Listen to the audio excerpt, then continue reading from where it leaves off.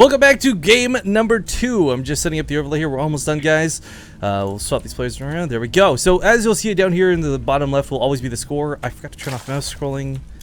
You know what? I thought I was prepared for today. Evidently, I am not. I can't get intros to work. I can't get anything to work. But we are here in Frost, and that's what's important. This is game number 2 of this best of 7, guys. $100 up for grabs, and spawning in the lower right corner of the map, playing for Axiom. As we can see all those lovely sponsors right there. It's gonna be the Red Zerg player, Axiom's Impact. And in the bottom left, as the orange Terran, it is Millennium Dayshi. So Dayshi, I don't even want to go as far as to call that lucky. I think he really did catch Impact off guard, though. And I was honestly, with that quicker third and having like 6 queens out almost, I was expecting this really nice macro game.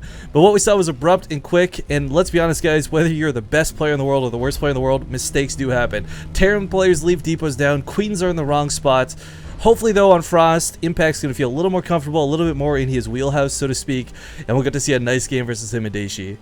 You know, you'd think most of these players would be already practicing on those maps, but it's really very possible that they aren't quite yet, you know? Well, these are of course maps that are coming up. They're not quite live yet, so a lot of tournaments and such that are playing right now. Like, I don't imagine DreamHack is going to be using merry-go-round anytime soon type thing. Okay, yeah, that's true. But Impact is going to be playing in Code, which I should forget when the groups start. But actually, I don't even know. Are those on the new maps? Man, maybe I should research this before talking.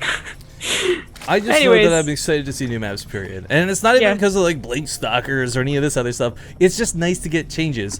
For example, Daybreak and Belshire, really cool maps, honestly, guys. And it's probably some of the most balanced maps we've had in StarCraft 2, well, depending on your point of view. But they get stale, they get old. You gotta keep changing it up. You gotta introduce more to the game. The races never change, but the maps always do. And it really influences the way the races end up playing the various maps. So what's cool is, like, we saw people try and I really want to say force innovation with Daedalus Point, but we saw how that can go poor as far as maps go. We've also seen really cool map designs like Polar Knight lead to some really interesting strategies. Tasia last year in the Eastern Team Star kept going Banshee and tanks versus Protoss players. That was unheard of until he had done it type thing. So maps are a big influence of StarCraft 2. Daybreak, I believe, is the StarCraft 2 equivalent to Fighting Spirit, and I wouldn't be surprised, honestly, if like they brought it back. You know, not even just as like a. Well, there's the Team Liquid map making competition starting up again, but they put very specific rules on it, where it's like it has to bleed, no 2-player spawns, and they're really twisting people's arms on it. But you also can't remake any of the other older maps, which kind of sucks. But Right, and I mean there are variations of Daybreak pretty much that every map maker is trying to create, because it was obviously a very good map. It was, I think, the most balanced map that we had. But like, it'd be really cool if like Legacy of the Void came out and they had like all the old maps, because like, haven't we talked about having a show match where it's on all the really old maps like Scrap Station, and seeing how like common strategies nowadays work back then? I need to correct you. I think I heard you say Legacy of the Void. You clearly meant Herald of the Stars, right? I was prepared to make the joke and I didn't remember what it was. Just a quick reference to the April Fool's Day. Hots, and more hots with Blizzard. I do like that they're kind of self-aware that was a problem, but we got the miscut there to Impact. Not a big deal, but we'll find Dayshi in horizontal spawns. We didn't actually talk about that, guys. One of the biggest things, if you're newer to StarCraft 2, maybe this is your first time tuning in, this map leads to a lot of different ways to get played out depending on where the spawn locations are. And horizontal spawns like this will certainly influence the fact that Impact is not going to want to take the southern base. He may still do it, as there are some Zerg players who actually prefer to do this so they get the creep closer to the Terran base sooner. But this cliff, man. This cliff results in so many worker deaths. There needs to be a PSA made about this cliff. Yeah. You know, you do see Zergs take it for sure, and I feel like it's only because tanks aren't. Dives past, and there's no second depot. Now this isn't devastating. These things are low. No, it is devastating. Look at the build Dayshi was trying to hide. Oh, the third command center as well. Oh, okay. No, the second factory. Oh, the second factory too. Sorry, I was talking more about like the SCVs will be okay, but somewhere in that miss was first blood. My bad, guys. But the Lings, they're not gonna destroy every SCV. He's actually, he's gonna kill the one building the command center. Again, that was the second one. Yeah, this is what we talked about earlier too, the nuisance of how many workers it takes to build a building. But the nuance of this, I love that he just canceled that. So what was going on here, guys? What Zombie Girl was talking about, as far as the build that he's trying to hide, with the tech lab down, 100% Dayshi was trying to go for blue flames. The problem is that if you go for blue flames, combination roaches and a full wall off just shuts it down outright. So he cancels that, swaps it to a starport. Not a bad choice whatsoever. It's a little bit behind on timings, but it's not going to get him absolutely shut down the same way Blue Flame would. So that's a really cool move to actually cancel it. Yeah. And Impact, by the way, guys, he knew that he could send those 4 Lings in because without a Reaper, you pretty much know it's going to be a 14cc. That's when they don't get a Reaper.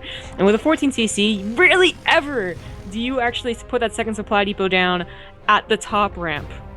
I thought that was so cool that he actually took advantage of that, as it's very, very common, and got a really good scout. Now, unfortunately, that scout's going to betray him a little bit, as Roaches, while they would be good against Blue Flame... Oh, but he's going to reconfirm it. Okay, good. Well, he already bought them, though, and you can't really push against someone who has Banshees with Roaches, because the Roach is going to follow it, or the Banshee's going to follow the Roaches and kill them all. Well, the nice thing, though, is that he knows he doesn't need to overcommit, and this gives him the foresight to put down those Spore Crawlers, which he had neglected to do, because he thought there was... That's true. When you see 2 factories, guys, pro tips, if you see 2 factories from a Terran player, they usually can't afford Banshees to follow it up, so now he's actually going to be prepared for this. We got a Ling sort of run by setup here on the left side of the map, but Dayshi's got a wall off. This is... I don't think it would be that big of a problem as long as Dayshi's looking. But that's probably the biggest problem for Terran players. It's not Bailings, it's not Mutalisks, it's leaving your own depots down from time to time. Yeah, I know Kaldor is like the one caster who's like always promoted the idea of hotkeying your supply depots. No one does it, by the way, but nobody does it. But I mean, that sometimes you kind of wish you did. I think one person did. I think like MMA did or something, and Kaldor was like so happy. That's like when Tasia lifted to the gold. That was like my dream come true when he lifted to the gold on Habitation Station. Okay, Impact set up decently for the mid game. The thing is, he may have invested in these Roaches, which are not going to be as effective as he thought they were going to be, but the nice thing about Roaches is, unupgraded, and not investing too many, they're still really good for fighting in the mid game, and they'll clean up any amount of Hellions way better than the Zerglings will. Yeah, that's true. I mean, he got more than he probably wanted just to defend regular Hellions, but not so bad. His Spire is going to be, well-timed. His upgrades are alright as well. Pretty much evened up with Dayshi. Dayshi seems to be expecting some type of all-in, actually, because he saw the Roaches. Saw more than 4, I would say, is the reason why he's expecting that. Because he's getting a tank, and he's getting Marauders. Which, Marauder, okay, but tanks, usually you don't get those unless you expect an all-in. That's true, but even then, 1 or 2 tanks is never that bad. I mean, we don't see tank pushes like we used to once upon a time. Ooh, nice focus around that road, by the way, so Setter steps with the Banshee. But the thing is, even a tank is going to be good coming to the mid game. It'll snipe off Banelings if controlled properly. It's good against Roaches, as Zombigo pointed out. The weakness in it lies that it's going to almost always die to Mutalisks, because what Terran player do you know of that actually covers their tanks? Other than that one Reddit thread with 4 Wintermines brought underneath it, but that's a whole nother can of worms. That was such a good gif. Yeah, well, it just, Terrans are willing to give up the tanks that they get, They get 2 tanks, and when they die, they're like, oh, well, I was going to go into Wintermines anyways. It's not like the old days where you, protected them with all your Marines at all costs, and that's so leapfrog. But if that were the case, that little ledge, scumbag ledge, would have been actually impossible to hold. Yeah, quick nod to that little thing down there, but... Alright, well, Dayshi's actually set up really nicely. The tank, too, will also cover this ramp, covering into his natural, so it's in a nice position for now, but... One thing I want to point out is Impact's got some pretty nice goose trade going on right now, too. It's coming across the middle of the map. It's right around that time. I mean, yeah, maybe if you're Scarlet, you're here 2 minutes ago, but that's because she's magic when it comes to crew. It's nice by Impact. Oh, over here at the third base. Really nice, yeah, with those Lings getting in there.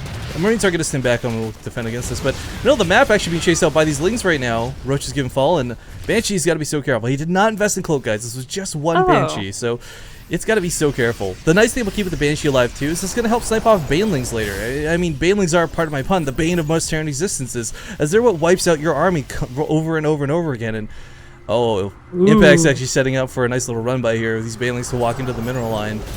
Does have to be careful, though. Yeah, this Hellions, I don't like these going in kind of blind like this. Yeah, he has a watchtower, so he can... Yeah, Dayshi's going to take no loss. It's really nice defense there. Yeah, what was I going to say? Oh, he was researching Cloak. I was pretty sure I saw that, so he just decided to give up on it once it was scouted, I suppose, as well as the second Banshee, and I do like that. Some Mutalisks get into the main, but the production of Marines should be able to deal with this. This isn't like 13 or 15 Mutalisks. No, it's fine. But he was a little caught unawares that it was going to be, I guess, or rather when the mutas were hitting, because you're going to expect mutas eventually, right? So he throws down some turrets as he pushes out, doesn't want that counterattack to be there. The creep spread is now past Zelnaga, but a quick scan will take care of it. Well, in the middle of the map, I mean, the thing about the Zelnaga Watchtower is, yeah, it gives you vision, but it also gives you this huge distinctive advantage of stripping that vision away from your opponent too. Because Impact, it's okay to guess. Like, you can kind of guesstimate the size of your opponent's army, but right now he's down in supply, and he really needs to overwhelm with Banelings is the problem. There's not even that many Marauders. I mean, there's a lot, sure, but there's more Marines that he's got to worry about than anything else. And of course, the tanks are actually... Is Dayshi actually covering his tanks? He's left Marines with them. What? Well, he doesn't have any Widow Mines. I mean, look at his production. I like this flank from behind, though. Speaking of production, reinforcements are picked off immediately by this force out of Impact, and another Baneling hit rolls into the middle lines, and for SCV! Oh my goodness, that bunker... Oops, sorry, wrong button there, guys. But that bunker gets an A for effort. But the attack... The attack gets squashed, or, I mean, Impact's gonna lose maybe a tank here, sure. But what is, or sorry, Dayshi, I'm talking about the wrong player names here, but what does Impact really have? He's got a lot of Banelings, sure, that's great. But Banelings, unfortunately, they don't survive to round 2. They'll clean up this army once, but the production of Dayshi will come across the map and overpower them afterwards. So while that was a really cool move out of Impact, I don't know if that was gonna be enough. Oh, good Baneling connections, though. We'll start turning this around. Not enough, though. That tank, he's actually not using the tank as much as I thought he would, but he's pushing forward. He sees an opening. 2-2 is about to finish for Impact. That could have been so useful a minute ago. So much splash damage on these mules. Impact being driven back once again. I mean, he's on 4 bases, guys, and he even got a macro hatchery. Here's the quote-unquote 5th. But Daishi's reinforcements, I think, are going to be just a little too strong for him to break. It's 2-2 versus 2-2, so there's not even an upgrade advantage that you would normally like to see as a Zerg player. This is not looking good for Impact. He's currently down by about 40 supply. He needs to get great Baneling hits. No, doesn't quite get them. Another round is coming. Yeah, I don't know. He doesn't have enough is the problem. I mean, he's going to clean up this force, but again, the problem remains the reinforcements from Dayshi are just way too strong. There's too many Marines filtering across the map, and Impact's starting to bleed out this Mutilus. He did kill the Thor, which is kind of nice. And 46 Lings are coming out behind this, but this base is going to die. The drone count's actually still not that bad, despite the fact he'll lose the ones at this base. And he retained his 3rd, which is worth noting. So he's not out of the game just yet. Oh, maybe he is. I take that back. Good game. It's going to be called.